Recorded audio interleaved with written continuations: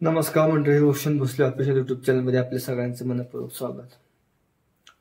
तब्बल 2,000 कोटींचा घोटाळा झाल्याचा आरोप सकाळी संजय राऊत यांनी केलेला. एसटी महामंडळामध्ये तब्बल 2,000 कोटीचा घोटाळा झाला आणि तो घोटाळा एकनाथ शिंदे मुख्यमंत्री असताना भरत गोगावले आणि ह्या एकनाथ शिंदे या दोघांनी मिळून केलं असं संजय राऊत यांनी सांगितलेले.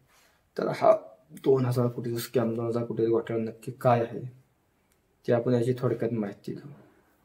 आता तर एसटी महामंडळानं 1310 बसेसचे भाडे तत्व घेण्याचा निर्णय घेतला.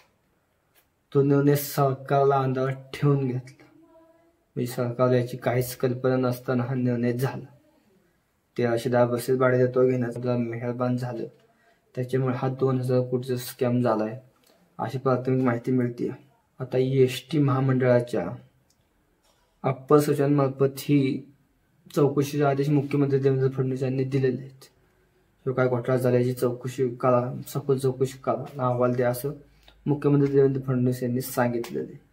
आता हे नक्की घोटाळा काय? 2022 मध्ये 44 रुपये प्रति किलोमीटर दराने 500 बसेस भाडे तत्व घेण्याचा निर्णय घेतला.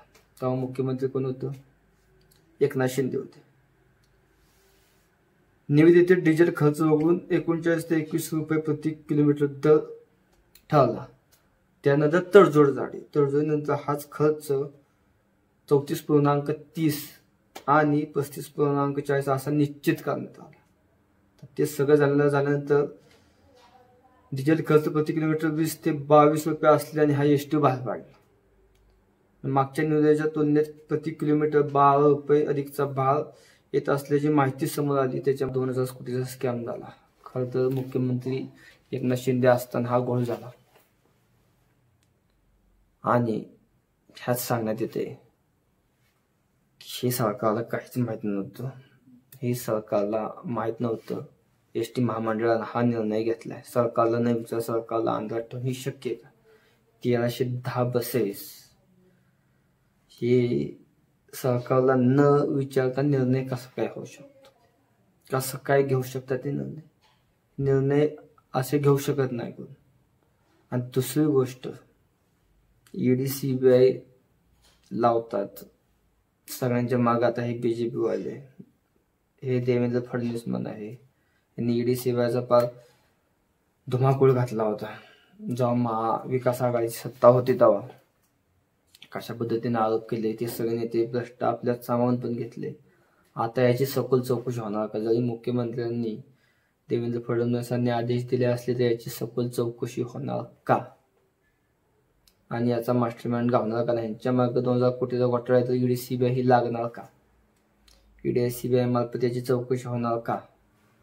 हे आता बघायला लागेल. हे जे भ्रष्ट सरकार आहे, माहिती सरकार, कशा पद्धतीने पावलं उचलते हे आपल्याला कळलं. संतोष देशमुख हत्या प्रकरणामध्ये अजूनही राजीनामा घेण्यात आलेला नाही. धनंजय मुंडे यांच्यावरती आरोप झाले, राजीनामा घेतला नाही. याच्या मागे बऱ्याच मंत्र्यांवरती आरोप झाले, तेव्हा राजीनामा घेतला होता. जे आता संजय राठोड यांच्यावर आरोप झाले तेव्हा राजीनामा घेतला होता. महाविकास आघाडीच्या काळात संजय राठोड मंत्री होते, त्यांच्यावर आरोप झाल्यावर राजीनामा घेतला होता संजय राठोडांचा. हे देवेंद्र फडणवीसांनीच घेतला होता.